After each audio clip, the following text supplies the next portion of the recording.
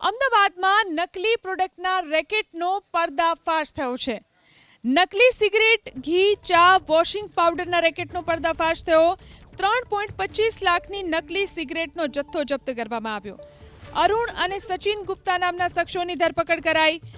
રેકેટમાં સામેલ હજુ અન્ય આરોપીઓની શોધખોળ ચાલુ છે.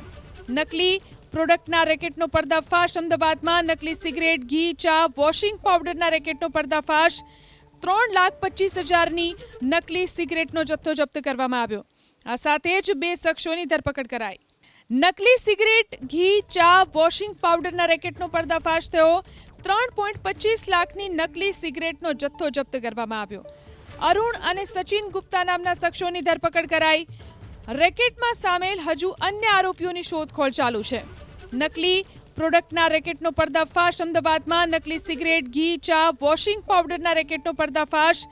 3,25,000ની નકલી સિગરેટનો જથ્થો જપ્ત કરવામાં આવ્યો. આ સાથે જ 2 શખ્સોની ધરપકડ કરાઈ.